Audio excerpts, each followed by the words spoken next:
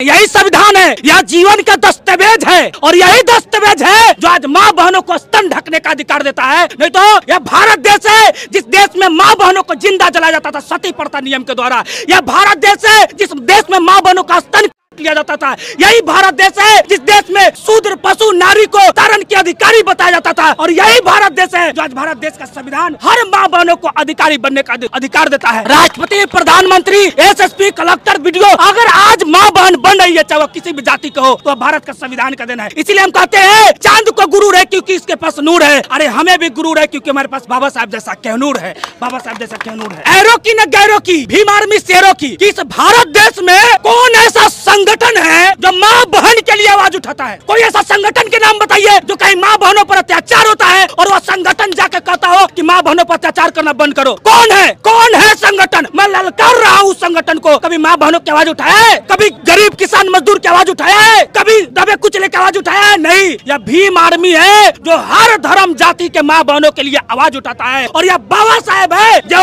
आज देश के माँ बहनों स्वतंत्र है। यह गोल्डन दास है, बहुजन की आवाज उठाते हैं और इनको लाठी से पीटकर, कुंडा से पीटकर प्रशासन गुंडा राज चला रहा है मुजफ्फरपुर जिला में। यह गोल्डन दास है। क्या माँ बहन की आवाज उठाना, क्या माँ बहन के अधिकार के लिए बोलना अन्याय है? आवाज उठाते हैं तो गुंडा है, उनको प्रशासन पीटे। प्रशासन बनते किसके लिए है? आम जनता की रक्षा के लिए। क्या प्रशासन आम जनता की रक्षा करता है? नहीं। प्रशासन से आम जनता डरता है। प्रशासन तो आम जनता से अच्छा संपर्क भी नहीं बना पाता है जिससे आम जनता प्रशासन से अच्छा से बात कर सके। मुजफ्फरपुर जिला समाहरणालय में भीम आर्मी और आजाद समाज पार्टी एक दिवसीय महाधरना प्रदर्शन कर रही है। विभिन्न मांगों को लेकर यहाँ पर भीम आर्मी के लोग इकट्ठा हुए हैं। मुख्य 5 मांगे हैं जिसमें जमीन को लेकर है। जमीन सर्वे बिहार में हो रहा है। उस जमीन सर्वे से पहले इन लोगों का मांग है कि दलितों को 5 डिसमिल जमीन मुहैया कराया जाए। साथ ही जहाँ पर दलित बस्ती है वहाँ पर पक्की सड़कें नहीं है, दूसरे के जमीन होने के कारण उनके जाने के लिए रास्ता नहीं है, वो मुहैया करवाया जाए। साथ ही जो रूपा हत्याकांड हुआ था अगस्त के महीने में पारू में, वहाँ तमाम साथियों को पुलिस गिरफ्तार कर लेती है, वो अभी जेल में। इसमें गोल्डन दास जिस आंदोलन की अगुवाई कर रहे थे इनको भी जेल में बंद कर दिया गया है। साथ ही जो मुजफ्फरपुर जिला का प्रशासनिक विभाग है वहाँ रिजर्वेशन के अनुसार प्रतिनिधित्व दिया जाए। जितने भी दलित समाज के पदाधिकारी है उनकी नियुक्ति की जाए। इन तमाम मांगों को लेकर जो भीम आर्मी यहाँ पर प्रदर्शन कर रही है। भीम आर्मी के लोग यहाँ इकट्ठा है। क्या नाम है आपका? दीपक अम्बेडकर, मोतीपुर से आए हैं। यह जो मुजफ्फरपुर जिला में और पूरे बिहार प्रदेश में बहुजनों पर जो अत्याचार हो रहा है जाति बाई जाति मिलाकर, कभी चमार के हत्या हो रहे हैं तो कभी पासवान की हत्या हो रहे हैं, कभी दुसाध के हो रहे हैं, कभी तेली के हो रहे हैं, कभी कुम्हार के हो रहे हैं। और लोग नारा देते हैं ना कि बटोगे तो कटोगे। तो वही स्थिति आज मेरी तो कल तेरी पर बारिश सबकी आएगी। आज हर गली में माँ बहनों का इज्जत लूटा जा रहा है। इस आजाद देश में लोग कहते हैं कि बेटी पढ़ाओ बेटी बचाओ और देश में बैठे सरकार निकम्मी और देश की प्रशासन बेटी का इज्जत लूटता है और उस पर चुप्पी साधे हुए रहता है। आज मुजफ्फरपुर जिला में दिन दहाड़े हत्या होते हैं, इज्जत लूटे जाते हैं। एसएसपी कहते हैं कि यह बहुत ही दर्दनाक हत्या है, यहाँ पर इज्जत लूटा गया है और 4 दिन बाद आते हैं कहते हैं कि इज्जत नहीं लूटा गया है, यह प्रेम प्रसंग है। तो हम आपसे पूछने चाहते हैं एसएसपी साहब कि प्रेम प्रसंग में किसी का हत्या कर देना, किसी का इज्जत लूटना क्या संविधान में लिखा हुआ है? क्या एक स्कूल में बच्चा की हत्या होता है और उस स्कूल में 20 शिक्षक है और आज 20 शिक्षक आजाद घूम रहे हैं और किसी निर्दोष बच्चा को पकड़कर आप जेल में बंद कर दे रहे हैं? क्या यह इंसाफ की बात है? यह गोल्डन दास है, बहुजन की आवाज उठाते हैं और इनको लाठी से पीटकर, कुंडा से पीटकर प्रशासन गुंडा राज चला रहा है मुजफ्फरपुर जिला में। यह गोल्डन दास है।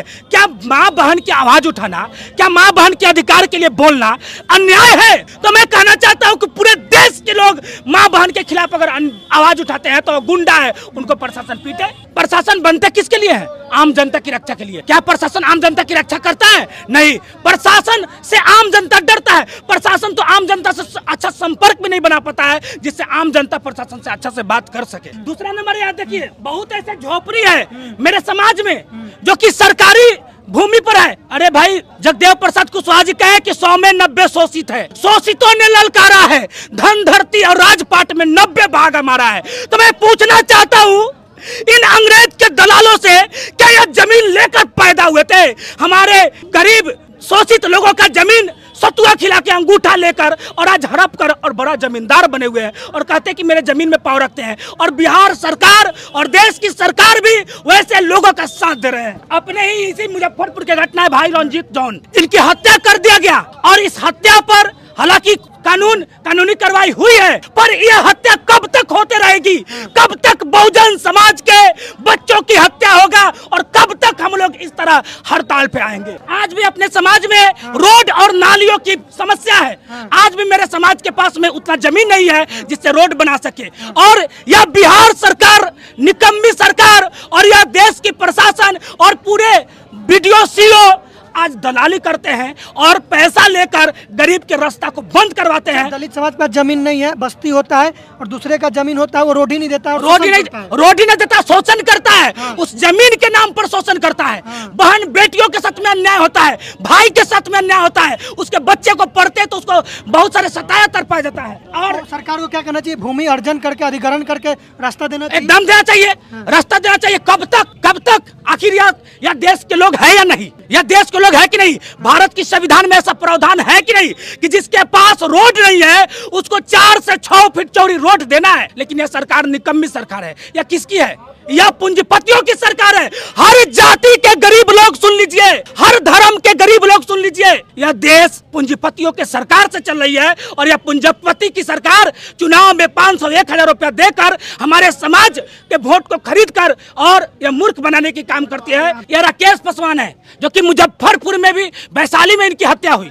और देखिए भीम आर्मी के एक सफल कार्यकर्ता थे और इनकी हत्या कर दी गई। आज भी प्रशासन मौन बैठी हुई है। आखिर यह क्यों होता है? यह देखिए, यह नितेश भाई है जिनकी हत्या किया गया और इस तरह कितने भाई हैं जिनकी हत्या किया गया इस मुजफ्फरपुर में और उनका कोई कार्रवाई नहीं हुआ। और उनकी माता पिता आज भी बेबस लाचार बने हुए हैं और दलित समाज से थे।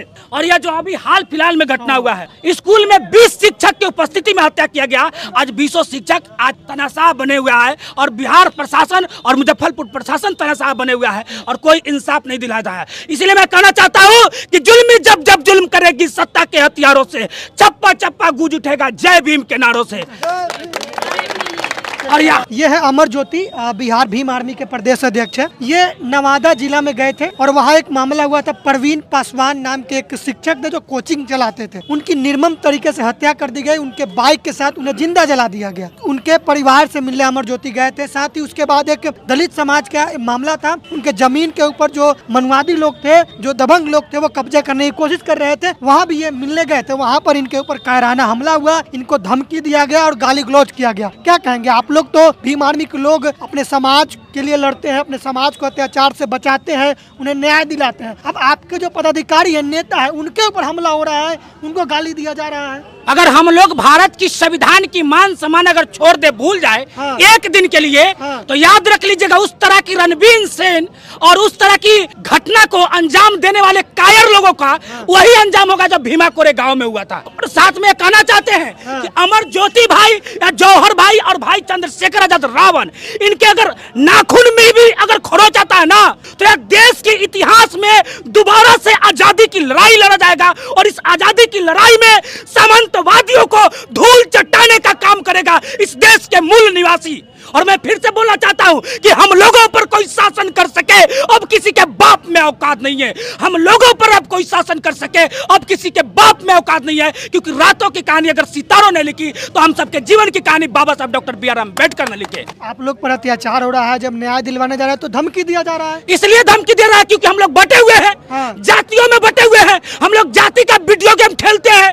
अरे पासवान अगर पिटाता है तो चमार देखता है, चमार पिटाता है तो नुनिया देखता है, नुनिया पिटाता है तो तेली देखता है, तेली पिटाता है तो कुर्मी देखता है, कुर्मी पिटाता है तो हजाम देखता है, हजाम पिटाता है तो गोला देखता है। इस तरह पिटाते रहो और सब तमाशा देखो। जब तक एक नहीं बनेगा, एक उंगली को कोई भी तोड़ सकता है पर मुक्का को तोड़ना मुश्किल होता है। ऐरो की न गैरों की भीम आर्मी शेरों की है। हाँ, एकदम ऐरो की न गैरों की भीम आर्मी शेरों की। आप बताइए ना कि इस भारत देश में कौन ऐसा संगठन है जो माँ बहन के लिए आवाज उठाता है?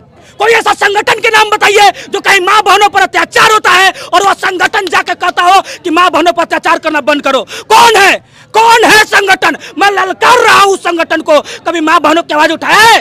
कभी गरीब किसान मजदूर की आवाज उठाया है? कभी दबे कुचले की आवाज उठाया है? नहीं। यह भीम आर्मी है जो हर धर्म जाति के माँ बहनों के लिए आवाज उठाता है। और यह बाबा साहेब है जो आज देश के माँ बहनों स्वतंत्र है। यही संविधान है, यह जीवन का दस्तावेज है।